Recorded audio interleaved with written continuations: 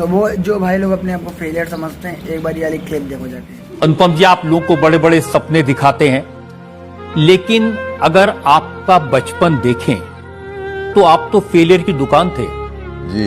आपकी उस दुकान में सारा सामान था। पढ़ाई में अच्छे नहीं थे, खेल में अच्छे नहीं थे, शक्ल हीरो बनने लायक नहीं थी।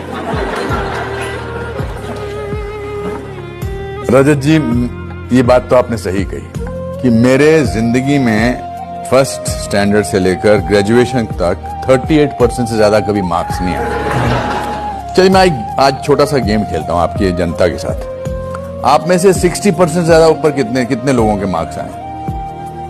ऑलमोस्ट 100%। अच्छा, 70% से ऊपर, 80% से ऊपर, फिर भी आप जनता में बैठे, मैं यहां बैठा हुआ हूं।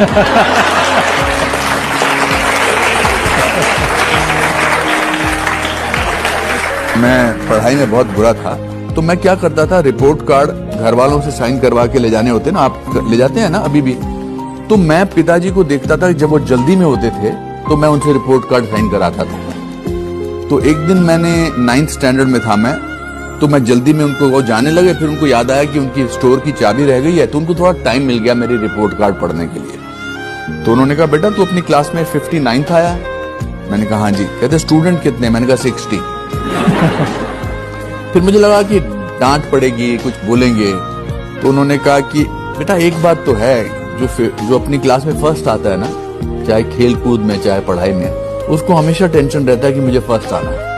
अगर वो सेकंड भी आता है तो उसको लगता है कि मैं डिमोशन हो गया। लेकिन जो 59th आता है वो 48th आ सकता है, 36th आ सकता है, 24th आ सकता है। एक काम करना, अगली बार 48th आ जाना। फिर उन्होंने एक बड़ी कमाल की बात की, उन्होंने कहा याद रख, failure is an event, never a person. Event fail होता है, इंसान फेल नहीं होता है।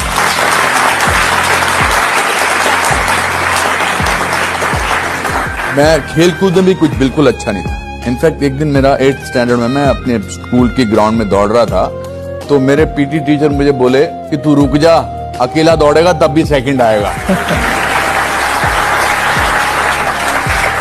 हम गरीब परिवार से, और गरीब परिवार में सबसे बड़ी बात यह होती है कि आप सपने बहुत देख सकते हैं, क्योंकि आपको लगता है कि एक दिन जिंदगी अच्छी हो जाएगी।